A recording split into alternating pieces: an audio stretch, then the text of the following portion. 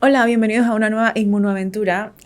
Hoy me encuentro aquí con ustedes para hablarles de las inmunodeficiencias primarias. Esta semana se conmemora la Semana Mundial de las Inmunodeficiencias, del 22 al 29 de abril, y por eso quiero hablar hoy de qué son las inmunodeficiencias, un pantallazo, y la información básica que me gustaría transmitirle a la población, tanto médica como pacientes o familiares de pacientes que puedan escucharme. Pues sí, las inmunodeficiencias primarias o errores innatos de la inmunidad son condiciones sumamente interesantes que generalmente son de origen genético, ya sea heredado o no heredado, y se puede presentar a cualquier edad. Pueden ser desde bebés a incluso presentarse en la vida adulta y aún así ser genéticos. El hecho de que sean genéticos no significa, muchas veces la gente piensa, uno, que cuando algo es genético es porque viene desde el nacimiento, y sí, es cierto, desde el nacimiento, pero no se manifiesta o no se presenta hasta la edad adulta en algunas ocasiones. O puede ser que se presente en la infancia, pero no se llega al diagnóstico hasta la edad adulta porque hay retrasos en el diagnóstico, porque no se piensa.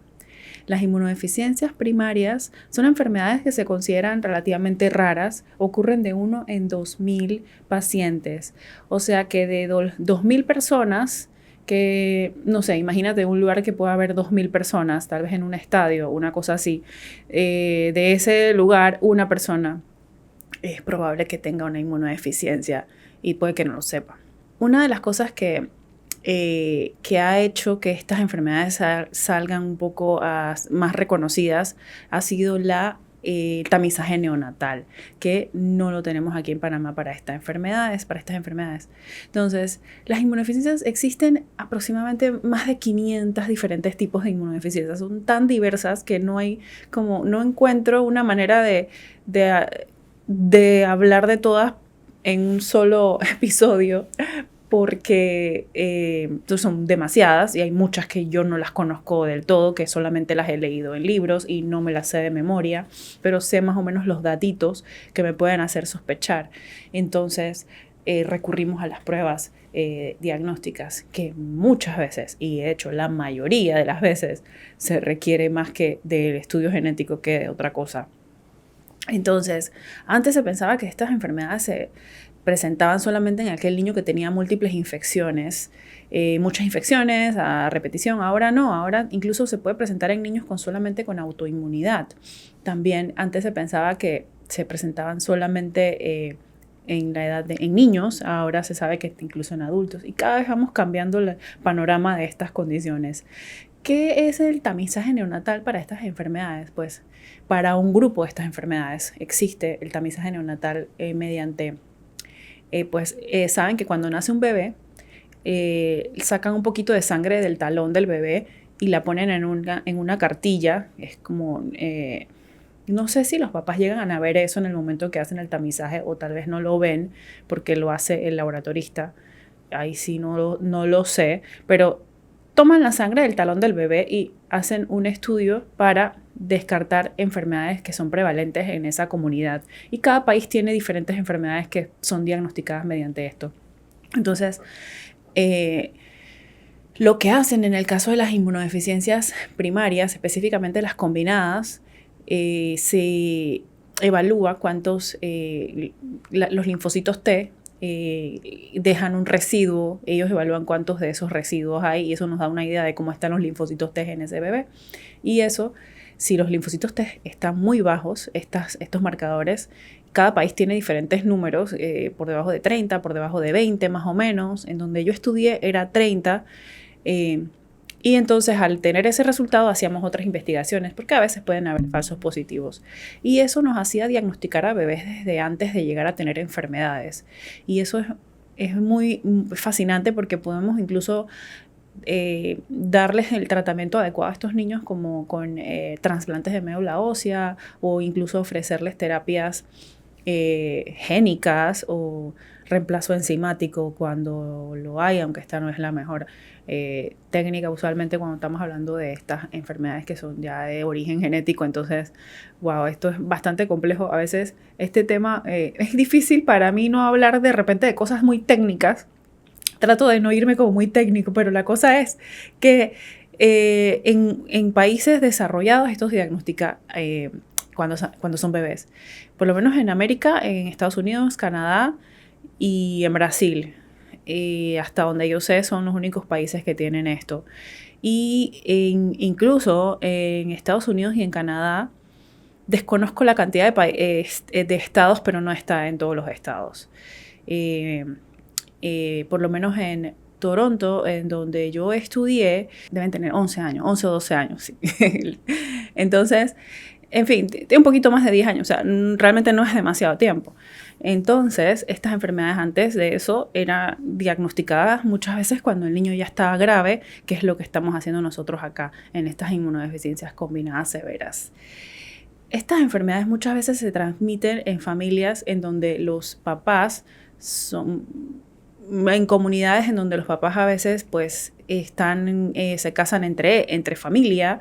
A veces hay familias y eso ocurre bastante aquí en Panamá, en el interior o en poblaciones indígenas, en que entre primos lejanos o a veces ni siquiera saben que son familia.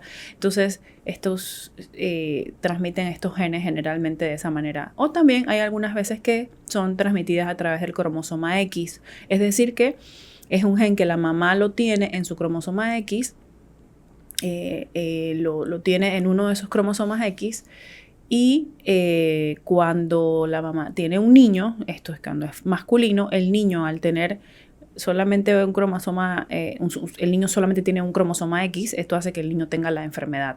Pero si tiene una niña, es poco probable que la tenga. Aunque hay algunos casos que puede haber algunas manifestaciones en estos casos, en algunas mujeres, pero es bastante raro. Incluso para esta inmunodeficiencia, que esta es de anticuerpos, no es combinada, esta no se diagnostica con el estudio de tamizaje neonatal. Entonces, bueno, estoy hablando como de varios temas a la vez, porque pues las ideas van y quiero centrarme primero en las que son de diagnóstico de tamizaje neonatal. Estas son las más importantes a diagnosticar, que estos niños generalmente tienen enfermedades antes de cumplir el año de vida y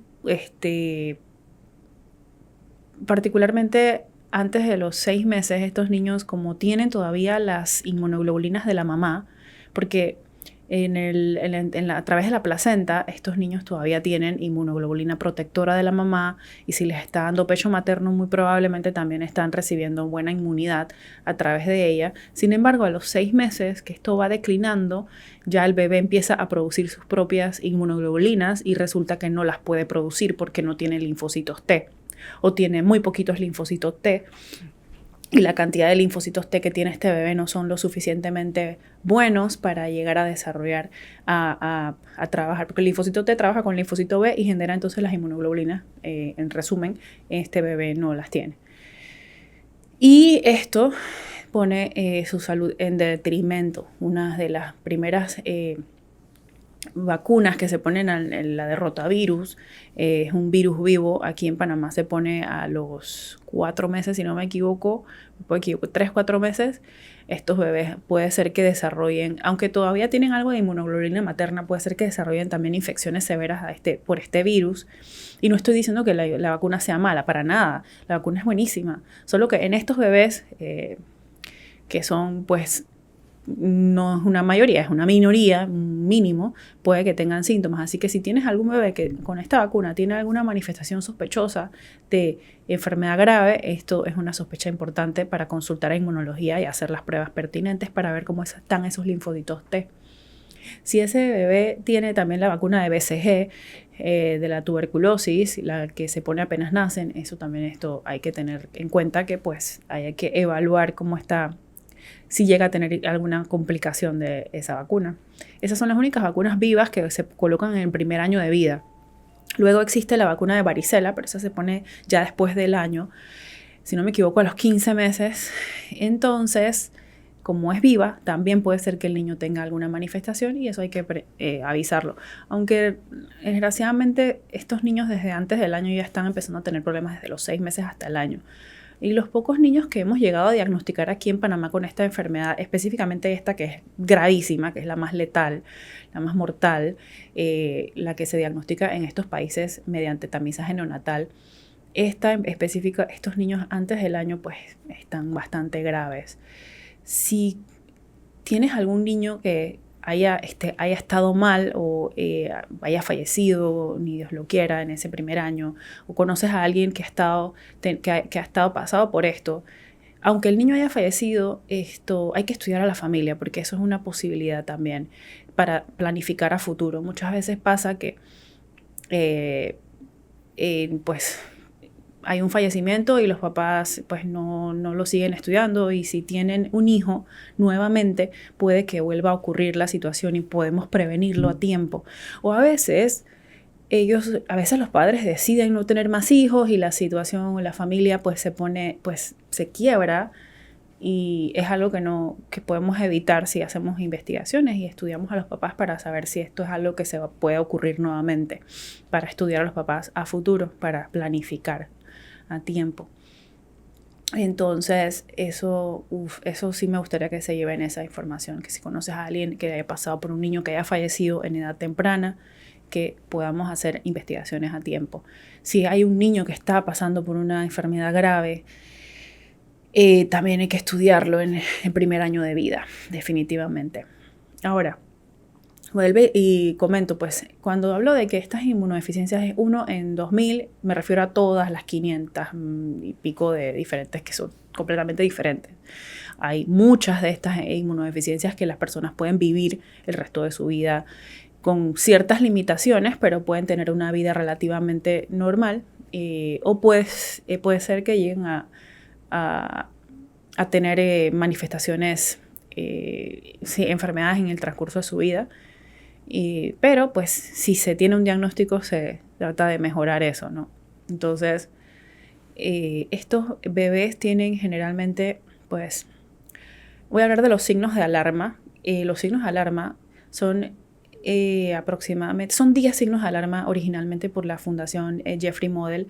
Es una fundación pues creada por los papás de un niño que llegó a tener inmunodeficiencia. Y esta fundación desarrolló 10 signos de alarma. Estos signos de alarma eso no significa, ojo, que si un niño tiene alguno de estos signos de alarma, con solo tener uno es suficiente para ser investigado.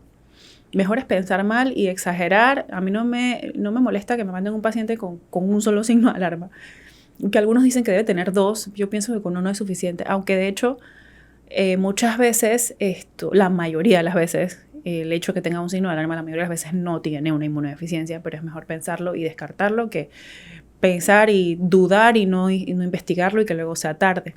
Estos signos de alarma, por lo menos en un niño que en un año haya tenido 4 infecciones en los oídos o más de 4 infecciones en los oídos al año, hay que estudiarlo por una inmunodeficiencia primaria o error innato de la inmunidad.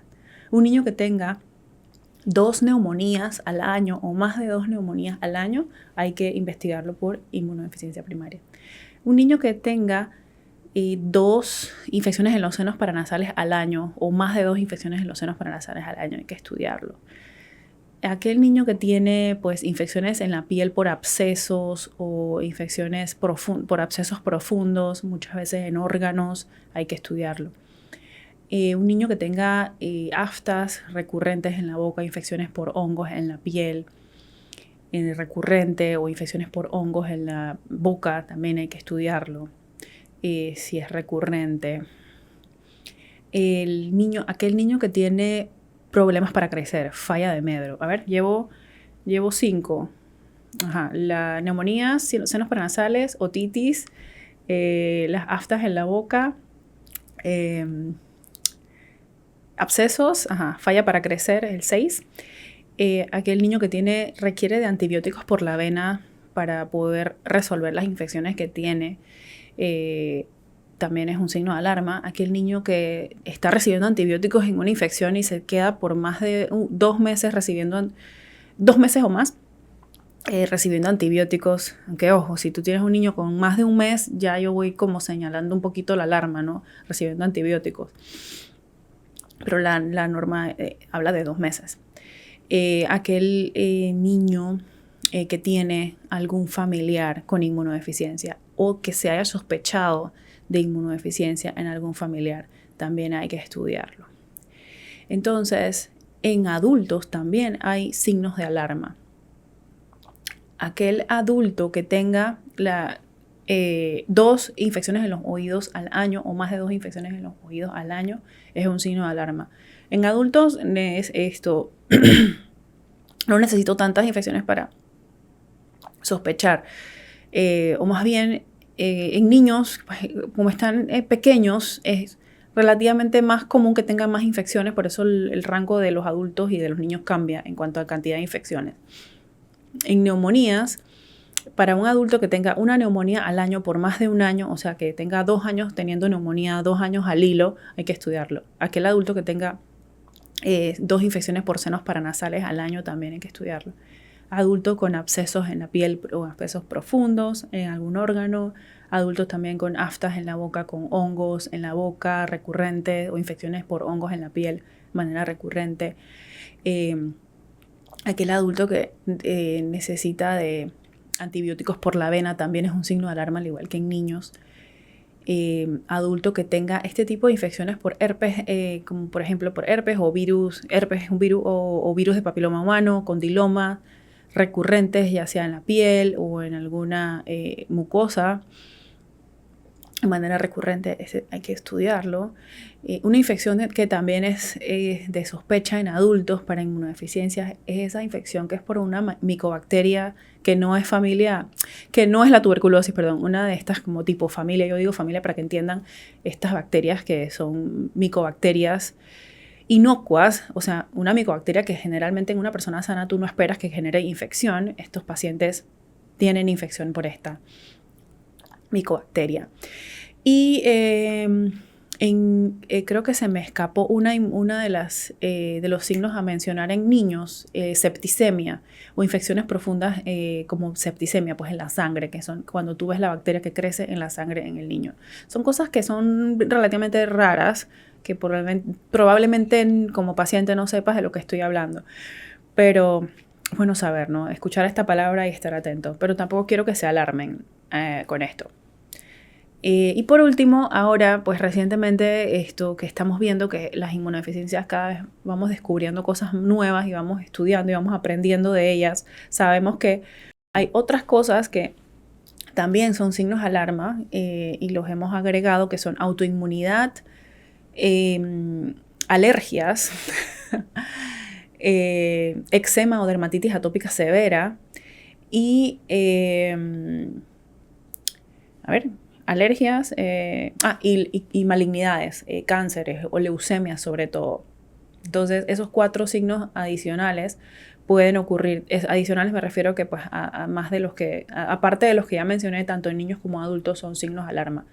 Y esto porque han cambiado mucho la forma en que estamos diagnosticando estas inmunodeficiencias con los años. Por lo menos, por ejemplo, antes hay una inmunodeficiencia que se llama enfermedad granulomatosa crónica, que antes estos niños se caracterizaban por presentarse con abscesos en piel, en órganos, y bueno, este era como pues el signo o era como la etiqueta, ¿no? Esto es esto.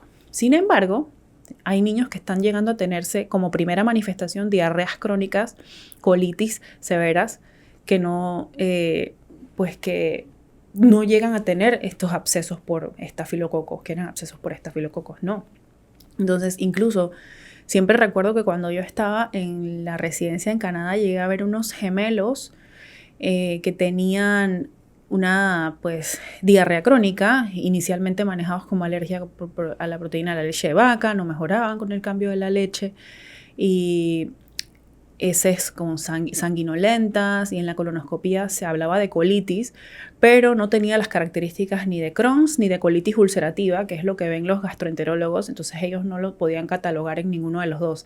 Sin embargo, los gastroenterólogos inmediatamente hicieron la prueba de enfermedad granulomatosa crónica, que es donde ven la capacidad de los neutrófilos para estallar, para trabajar. Entonces te das cuenta que los neutrófilos no son los que no están funcionando. Y estos bebés antes de llegar a los 6 meses ya estaban trasplantados y llegaron a tener una buena evolución. Nunca llegaron a ser los clásicos abscesos de enfermedad granulomatosa crónica. Y probablemente estos bebés aquí en Panamá se hubieran muerto. ¿Quién se le hubiese ocurrido pensar? Aquí en Panamá no lo sé, porque yo un niño con diarrea crónica no lo veo. No me llega a la consulta. Entonces, esto es una de las cosas que me impactó cuando vi esas cosas allá. Ver a un niño cuando tú ves el tamizaje neonatal, pues con la prueba de que positiva por la deficiencia de linfocitos T, y ver a los papás con el bebé sano, y ver cómo ese bebé lo llegamos a trasplantar, y ver cómo crece, es fascinante, y a la vez es triste estar acá y ver que no sabemos qué está pasando con esos niños. Yo estoy, en donde estoy, pues no hemos llegado a tener, acá en Panamá, pues, esos casos todavía, y creo que se están perdiendo, pues. Entonces, sí, hay cosas que se pueden hacer, ¿no? Solo que no sé todavía cómo. En parte por ahí estoy haciendo estos podcasts y también mis redes como para crear un poquito de conciencia. Sí, entonces, otra cosa, pues esos papás muchas veces tienen miedo y no saben cómo va a salir, qué va a pasar después, a futuro. También se puede dar terapia para que los papás, o estudios para saber si los papás pueden llegar a tener otro hijo con la misma condición. También existe una de las inmunodeficiencias más comunes, es la inmunodeficiencia común variable. Esta generalmente se presenta en adultos y es la que se diagnostica muy comúnmente en adultos, y estas personas generalmente tienen muchas infecciones también, y ahora también se está viendo que a veces se manifiestan solo con autoinmunidad, y esta autoinmunidad generalmente pues a nivel gastrointestinal o también con malignidades. Entonces no hay que esperar que el paciente tenga infecciones para sospechar de inmunodeficiencia, hay que pensarlo antes. Y no sé, donde yo estudié los inmunólogos, bueno, yo me entrené hasta cierto punto bastante, no soy genetista para nada, pero tengo la capacidad de hacer los estudios genéticos, indicarlos para poder hacer el diagnóstico adecuado de estos pacientes. Entonces aquí siento que muchos especialistas no tienen acceso o no saben cómo hacer las investigaciones genéticas pertinentes para diagnosticar muchas cosas.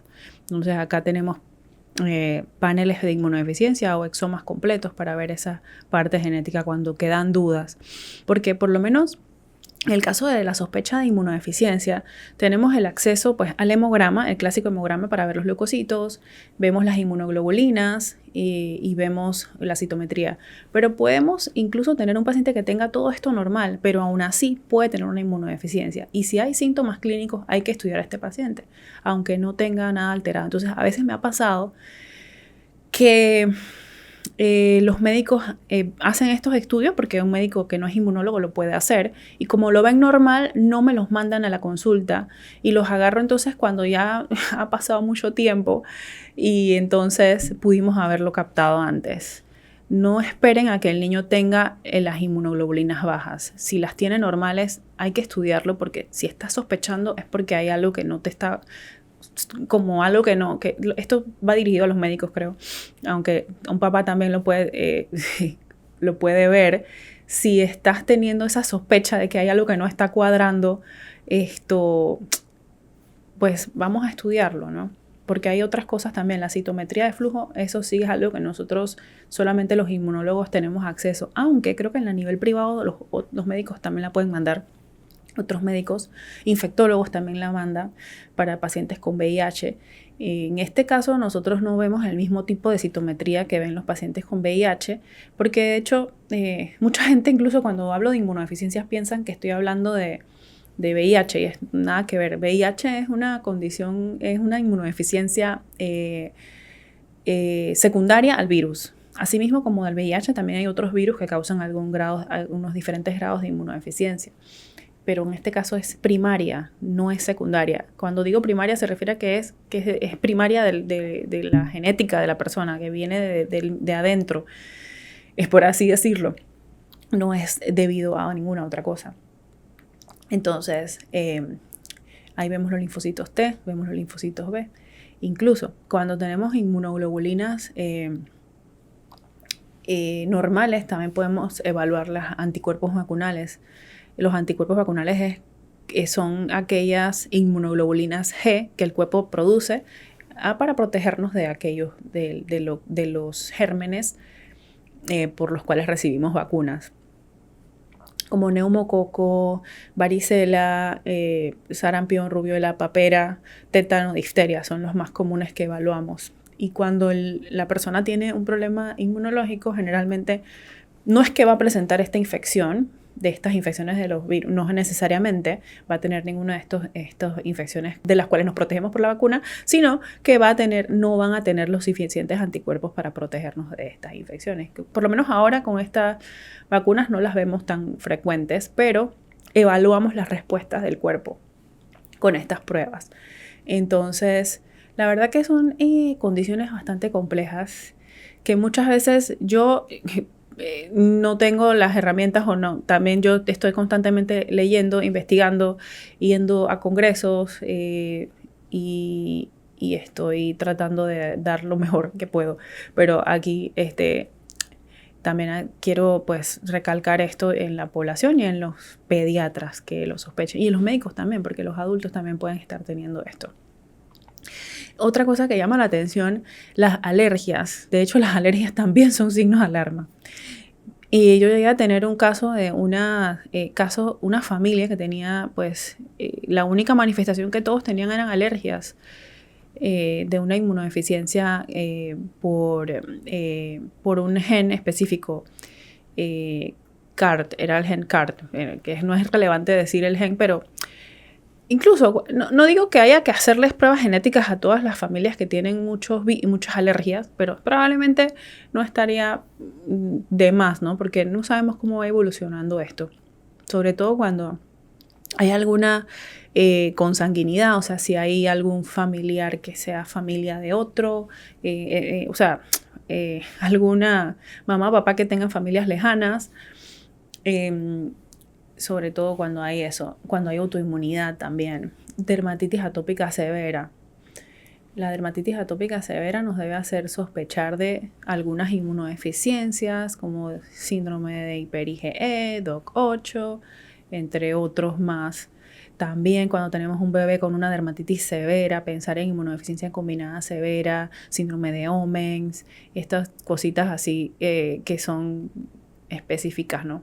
Uno se le va también como perdiendo esto, ¿no? Porque pienso que yo pues tengo los conocimientos, pero no los estoy viendo. Puede ser también que no las estamos teniendo y nada, pues olvidaba lo de las malignidades también. Lo de las malignidades también es otro signo de alarma que se presenta en combinadas, como un variable, se presenta también. Así que eso también hay que tener ojo con esto. Generalmente esta, hasta donde yo sé, no se presenta como malignidad por sí sola como primer signo, sino como con otros hallazgos. Creo que ya mencioné todas las infecciones, las malignidades, la dermatitis atópica severa, también las alergias y autoinmunidad. Nada, pues espero que esto les haya servido. Me gusta pues dar docencia, espero que me hayan entendido, no sé, a veces creo que soy muy técnico, que me pongo así o a hablar muy de temas que tal vez no entiendan, pero me hacen saber, me pueden escribir, estoy disponible. Y bueno, tengo buenas noticias.